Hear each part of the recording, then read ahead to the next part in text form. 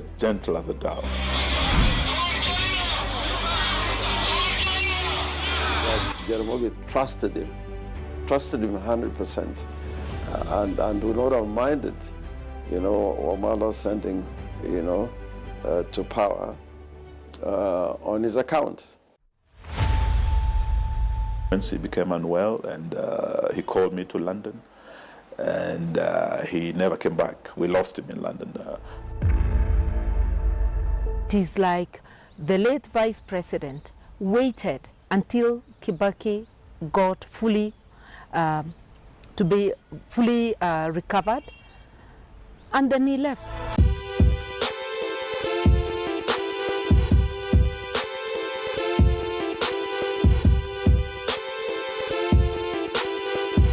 I knew the biggest agenda was for reforms to the Constitution, legal reforms to make Kenyans freer. I believe that the 20th century agenda was mainly about the liberation of African countries. Eloquent, stylish, and flamboyant, a master of the Queen's language, a lover of Tom and Jerry cartoons and fine things in life, a great orator and generous to a fault are some of the attributes assigned to the late Vice President Michael Wamalwa. On 23rd August 2003, Kenya was plunged into mourning when heartbreaking news struck from London in England.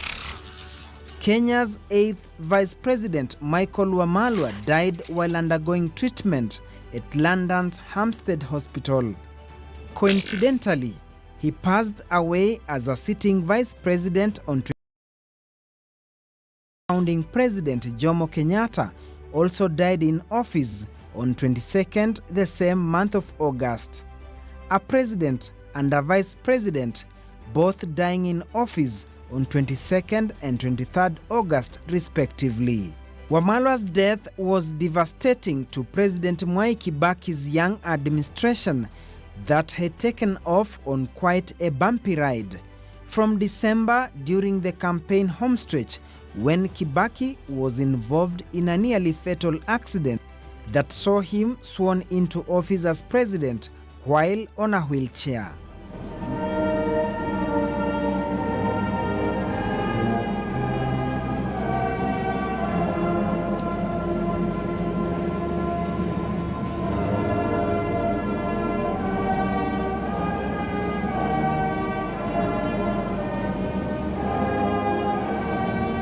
In January 2003, about half of the cabinet nearly perished in a plane crash in Busia. Then 7 months later, Vice President Wamalwa died. It's just like the stroke or sickness that President Kibaki suffered the very first month when part of his cabinet who kofia ya Kijaluo. Those were events that were major setbacks in the government. It took the former President Kibaki a while to fully recover. But the government was running because he had the support of his cabinet and of the vice president, that is the late Wamalwa Kijana. And it is like the late vice president waited until Kibaki got fully recovered, and then he left. He left us, Nobody knew he was unwell until a little into the government, and you could see he was battling something.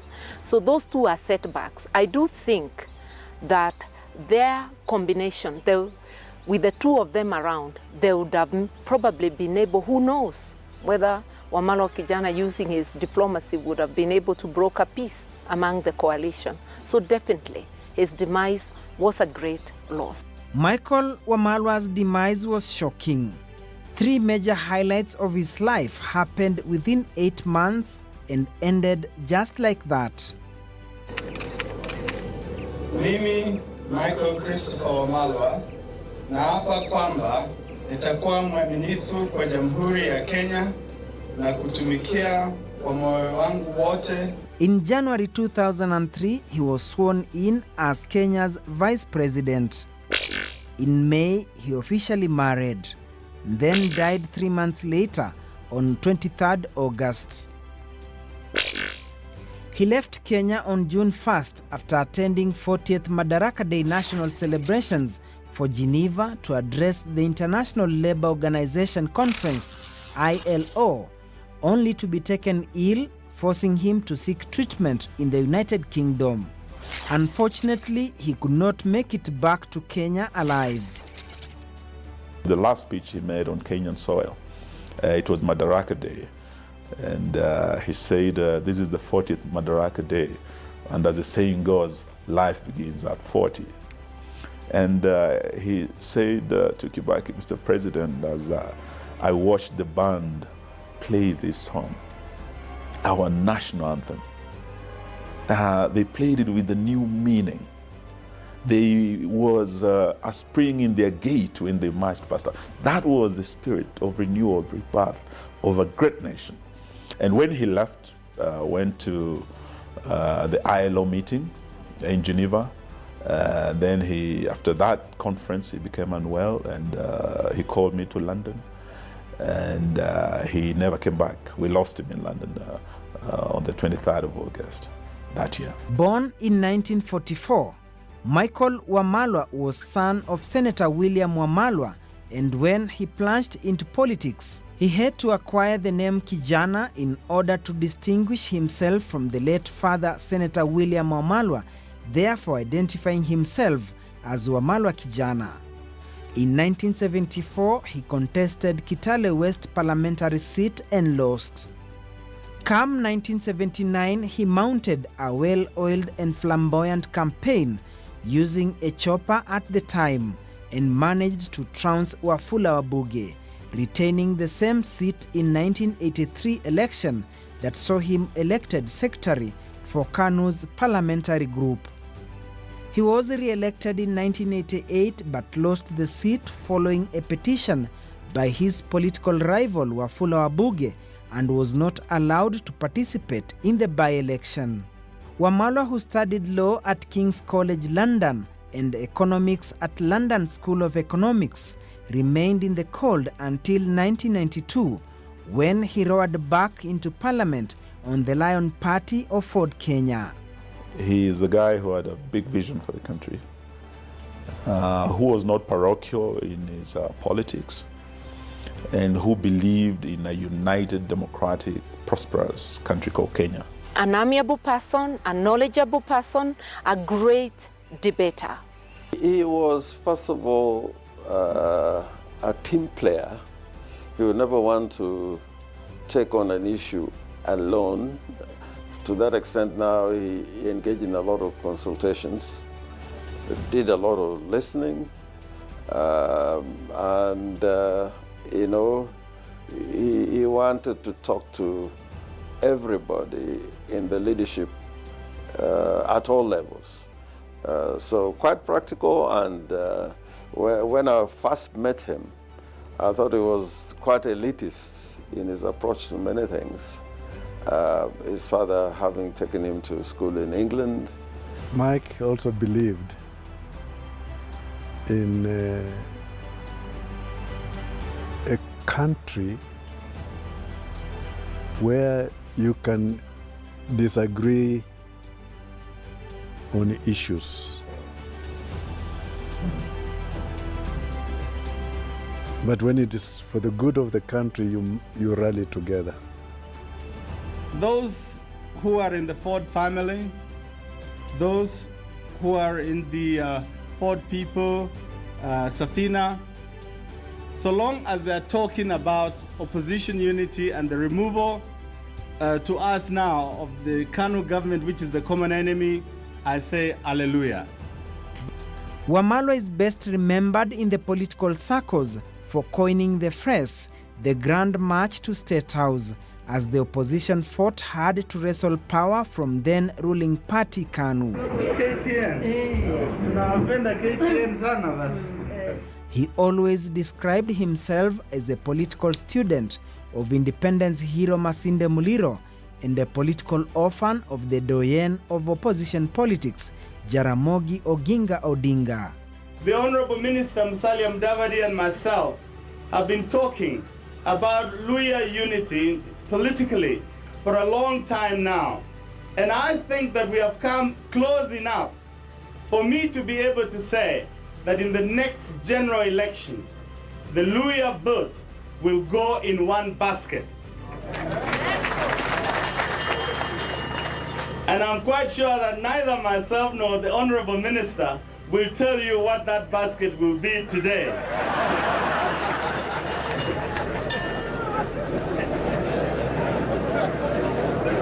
But this is a must. This must come to pass.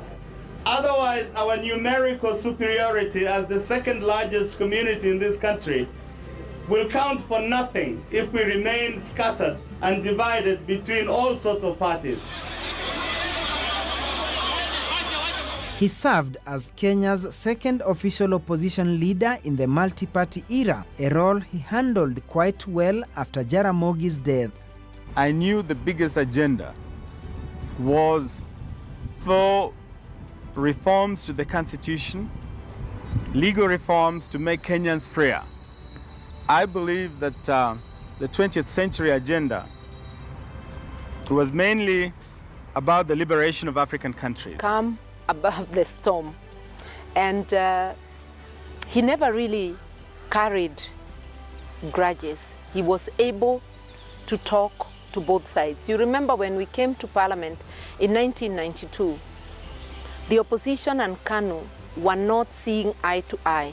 We were not on talking terms on the opposition side with the people on the government side. We were shouting each other down. But there were a few people who over time were able to make inroads and cultivate a collegial atmosphere in Parliament that culminated in the IPPG in 1997. And I think he's one of those. And also President Kibaki, being people who had already had a previous history of working with the people on the other side. For Siaya Senator James Orengo, his ties with Wamalwa began in the early 70s while at the University of Nairobi. You know, he was a lecturer at the University of Nairobi. And when I was running for the president of the Students' Union, Wamala was a returning officer. And he did exceptional things because, you know, he was encouraging us not to be a students' union like any other students' union in a university. He wanted us to compare to some of the distinguished unions in universities in Europe or in the United States. So at the time of my election, would you know, he called in the media. It was so well covered, the counting of the votes, the announcement of the results, and the declaration. It was almost like an election for a political seat.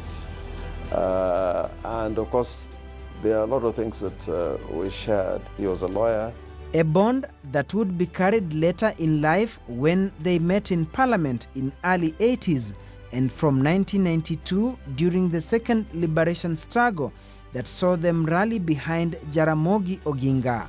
There was a bond, and at that time, my thinking was it was more about, making sure that the main opposition of the day, which was Ford Kenya, it was the main opposition party. And the time of the death of Jaramogi Oginga Odinga, he was the leader of the opposition in Parliament. And my thinking was that, if the opposition remained united, then the future was going to be bright, to bring change, not only in our constitutional order, but change in government. A test of their friendship would follow after Jaramogi's death in 1994. When power struggle in Ford Kenya ensued, pitting Oginga's deputy Wamalwa Kijana and his son Raila, Orengo found himself in the middle. Do not think that Wamalwa Kijana is capable of leading the kind of party that we would like to see form the next government. I'm very willing to support anybody else as a chairman of this party. It is not that we do not want Raila Odinga because he's a lawyer. I've said this so many times. In fact, far be it, as nationalists, nothing would please us better than replacing Wamalwa with another lawyer or another Kenyan. We cannot encourage lawlessness.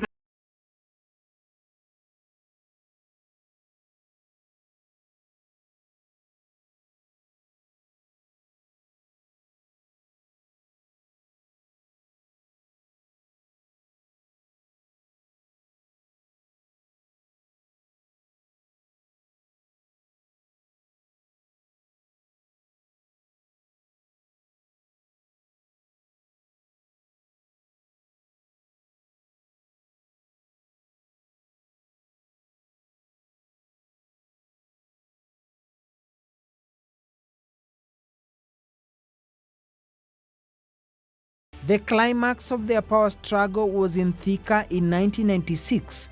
A would have been reconciliation meeting ended in disarray when Wamalwa and Odinga supporters clashed, forcing their mediator, Archbishop Manasseh Kuria, to throw in the towel, and Raila Odinga resigning from Ford Kenya. We'll have another go. We are not giving up. The party is still there. The constitution has not been suspended.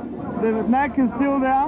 We'll have another go at another election. Raila Odinga is no longer chairman of Ford Kenya. Okay?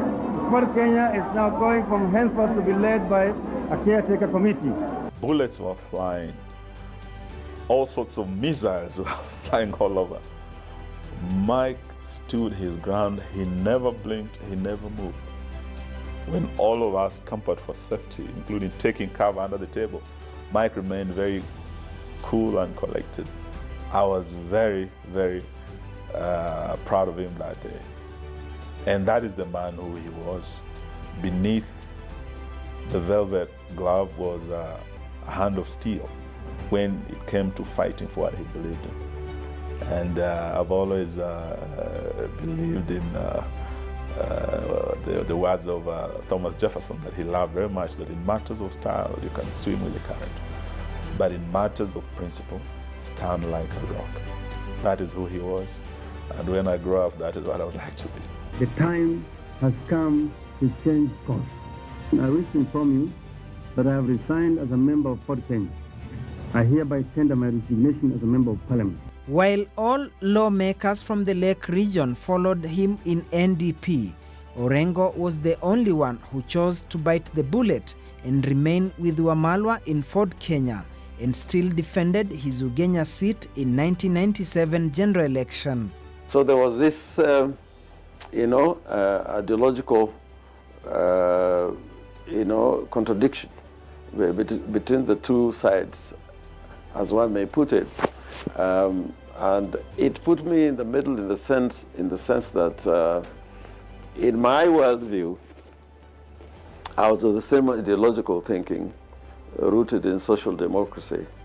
But at the same time, because of the history between Jaramogi and Wamalwa, I thought that we needed to steady the ship until, we were able to cross the river, as it were, win elections, win political power, and some of these things would be resolved internally. But that was not to be. So when Jaramogi died, Jaramogi had basically blessed Mike in Homa Bay, in front of Raila, that Mike could be, can be a good leader. In fact, he says, "Huyu kijana wa Malwa, sio mtu mbaya," and for an old man, that's a way of blessing, and that's why people like Orengo stuck with Mike, because they were also there when Jaramogi was blessing. But his own son had other ideas, and the battles we had together that ended up in Thika, and he took off and so on. But Mike never got bitter. even with Raila, as Raila was behaving that way, because he always believed that you can disagree in principle, but you move things together. Because another time, we were in opposition, we were fighting for space. It was a very difficult time in Kenyan politics. And, Jaramogi trusted him as his second in command, and would never hesitate to, delegate anything, including matters that were very personal, but of a political nature, to Kijana Wamalwa.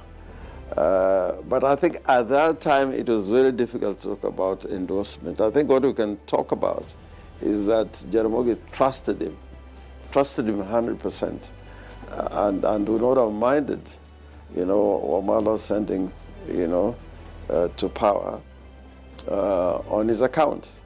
But Jaramogi died at the middle of his struggles to bring about change in the country.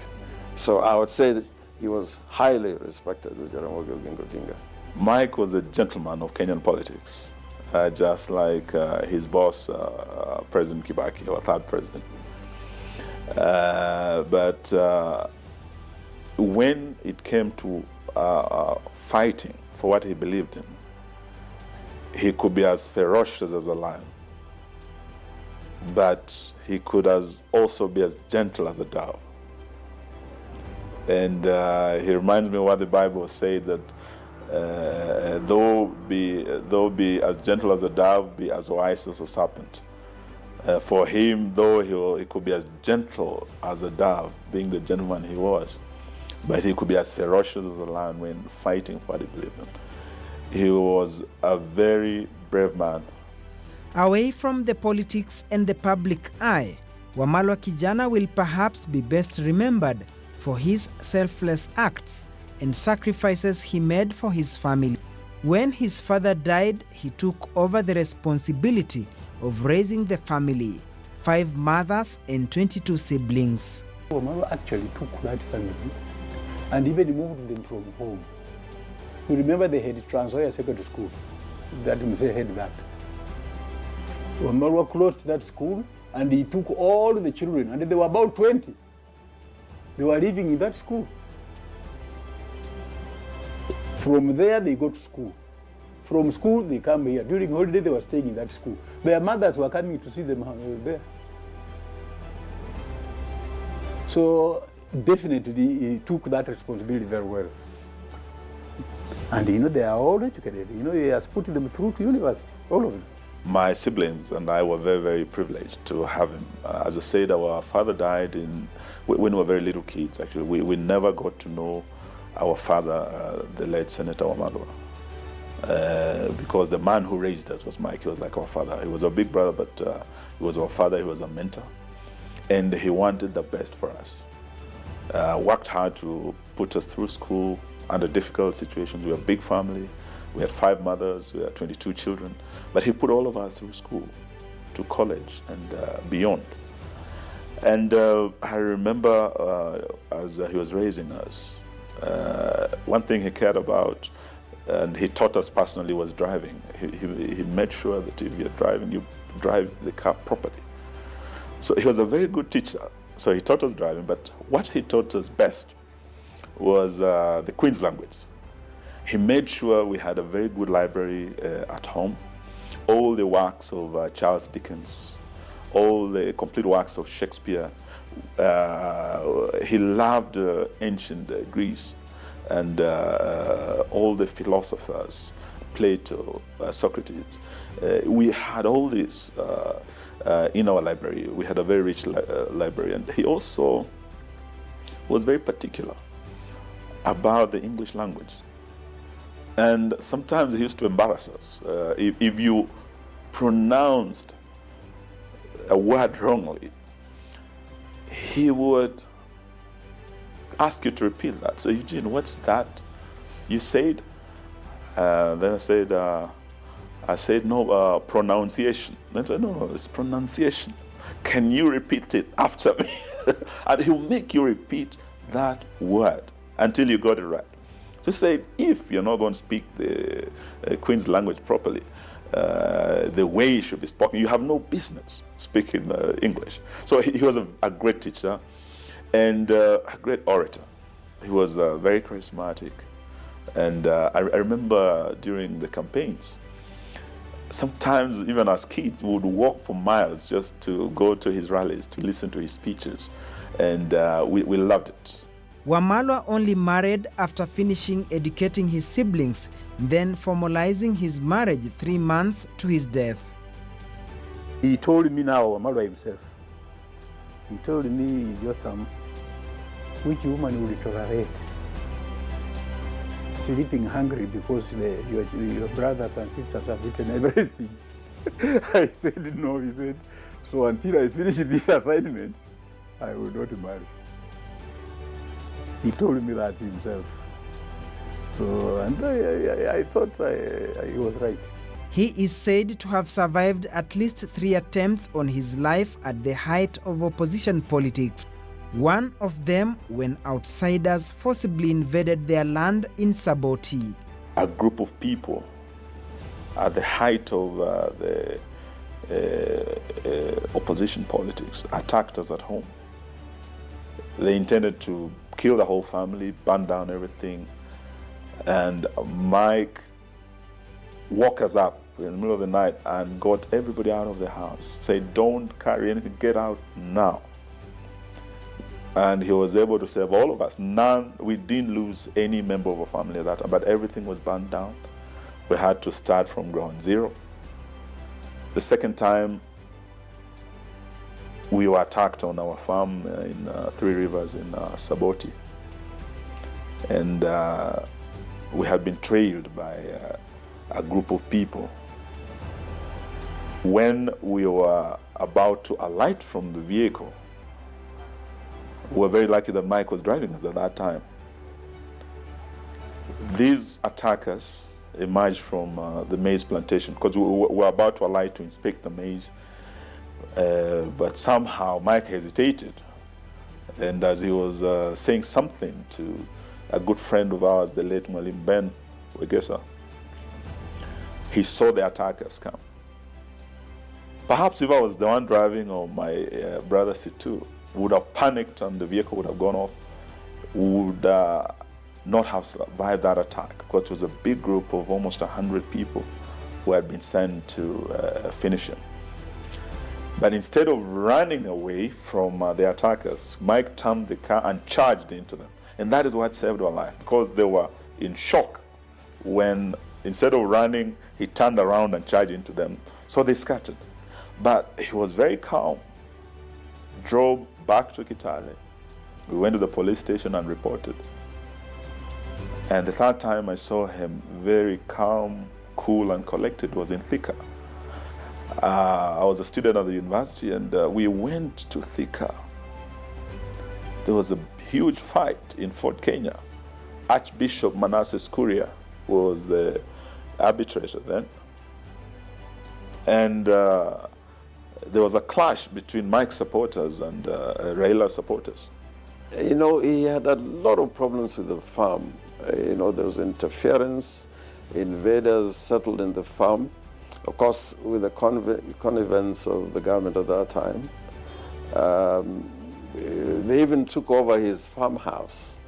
So a lot of times when he was in Trans Nzoia, he was staying in a, not quite an upcap market hotel in Kitale. And a lot of people would come there to see him because, you know, there was absolute and complete accessibility to that hotel where he was staying. Michael Wamalwa is said to have been one man who was more concerned about other people's plight at his expense. They say he was generous to a fault. There are times you find some money, you give him money. 10 minutes later, he has given everybody else, and himself he's now saying, now where would we find money for fuel? That kind. that was he had that kind of heart, that he would not see you lacking. Keep that shilling in his pocket. He would rather have it you helping you and be that sort you at par. Then generosity was too high beyond human nature, because he would give everything he has until now you have to contribute again for him to survive. That was Wamalwa. Yes, I remember when we moved with Wamalwa, he never carried the money. If he carried the money, you will all be stranded. Because he would dish out that money until he tells you that we don't have. I remember we left, one day we left here. We were supposed to go to Kitale with him over the weekend, some political meetings. And I didn't take the money, I gave him the money. I left him in the office. When I came back, he said, Jotham, how much money do you have? I said, no, I don't have. He has remained with the 2,000. 2,000! Now what are we going to do? What surprised me again, we said, let's borrow money from Combo so that we pay him when we come back. We called Combo, he said, where are you? He said, we are in the office in town. He said, it's in the Westlands. If you come here within 30 minutes, I'll give you the money. We left immediately, we got there. You know what Combo gave us? 500 shillings.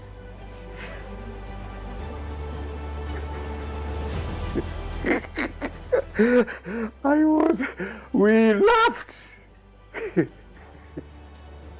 Two of us, he gave us 500 shillings. Then we went to there's a petrol station, which is Sabelbis petrol station there. We went there and Omaro asked that Muindi, please, we have a trip, can you assist us? That Muindi gave us 50,000 and we went.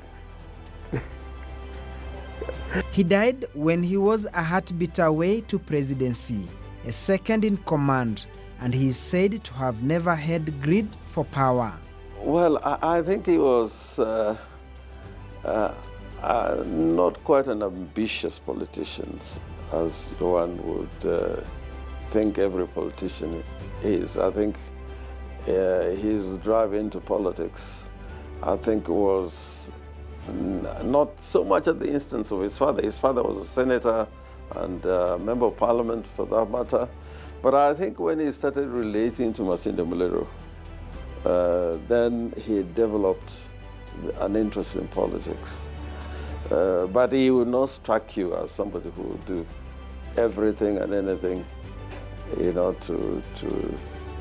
to ascend to power or to have some station in politics. Because Ngilu was always with Wamalwa, saying, Wamalwa, we must take this thing. We must persuade this man. But anyway, we reached a stage and Wamalwa said, for the sake of the country, Kibaki can hold, and Kibaki said, just give me for one term. So this story of one term, I know it's the truth. Kibaki said, I'll go one term, and Wamalwa, you. So we agreed. And I want to tell you that story was said in my house. I saw him as a leader, one of the main leaders of the opposition, crafting unity of purpose with President Kibaki and Charity Ngilu, the current governor of Kitui. And we worked with them through that and entered government together. And I know that he's a man who wanted to see change in Kenya. That's one thing they shared with Kibaki, and probably that's why they were able to work so well together. Had Fort Kenya not split at that time, we have always believed that Mike had a very good chance of becoming president. But at that time, after Jaramogi died, there were differences in Fort Kenya, and there was a split, and they were beaten hands down in 1997. My late brother served at a time when we were fighting for the second liberation.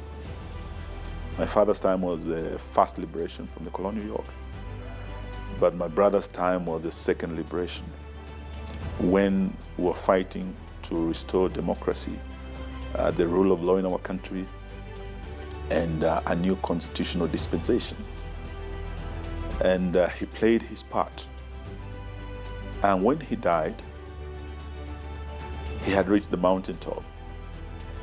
It was like Moses saying, I've reached the mountaintop and I've seen the promised land. And he said, I might not get there with you, but I believe as a people, you will get there one day. He died on the mountaintop. The late Vice President Michael Wamalwa was many things to many people, but some choose to remember him as a politician who entered the political arena on a high in 1979 and sadly left on a high as well in 2003 when he died as a sitting Vice President. Duncan Haemba, KTN News, Kitale, Trans.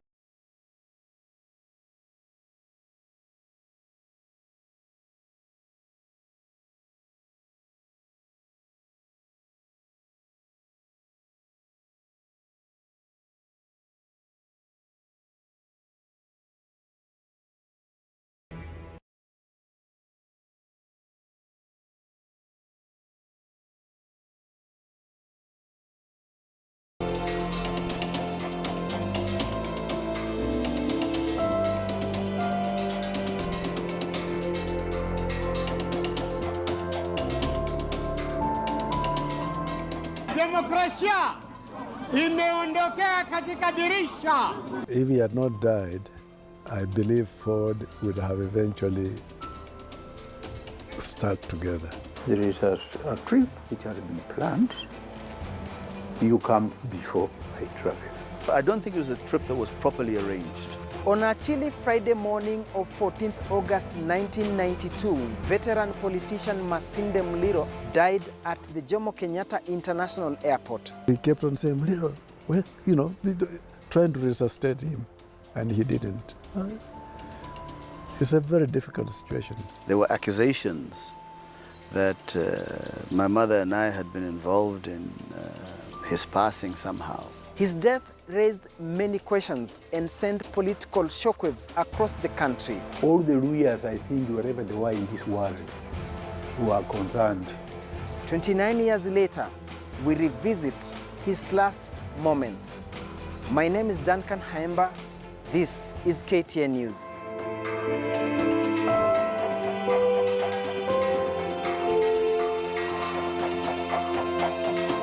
On Monday, 10th August 1992, veteran politician, a first and second liberation hero, Henry Pius Masinde Muliro, abruptly left the country for an impromptu meeting in England, organized by a diaspora group that was supporting newly formed opposition party in Kenya, Ford, that had all the second liberation icons, among them Jaramogi Odinga, Kenneth Matiba, Charles Rubia, and Martin Shikuku, backed by Young Turks, the Church, Law Society of Kenya, and civil societies.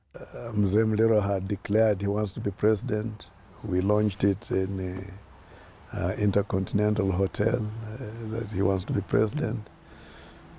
But he was in the middle. He was neither pro-Odinga nor pro-Matiba. He wanted it to be together. In fact, I think at one time a journalist asked him, are you pro-Odinga or pro-Matiba? And he said, why can't you ask me whether I'm pro-Kenya? However, cracks had already begun within Ford few months after its formation, as the big shots jostled for the presidential ticket, and it was on the verge of disintegration when the London meeting was organized by Ford UK chapter, whose chairman was Joseph Gitari, and only Muliro was invited in a bid to rescue the ship from sinking. Ya kuwa demokrasia imeondokea katika dirisha. Musikari Nazikombo, Muliro's aide at the time, was the only person who accompanied him to London. We had people in the UK, some of them Kenyans, who are saying we should broker a very strong a unity program so that Ford does not split. And the meeting was on and off, on and off, on and off. And then one day, Mzee calls and says, now we must go to England. So I put down everything else. And we went to England.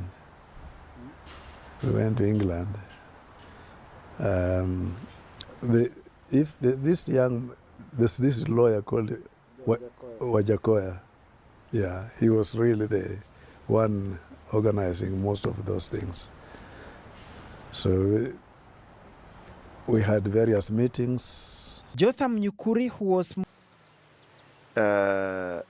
he was not sure. He was not sure whether he would travel or not. And I don't know what arrangements had been made in England. And but there were very many telephone calls at that time. Urging him to travel.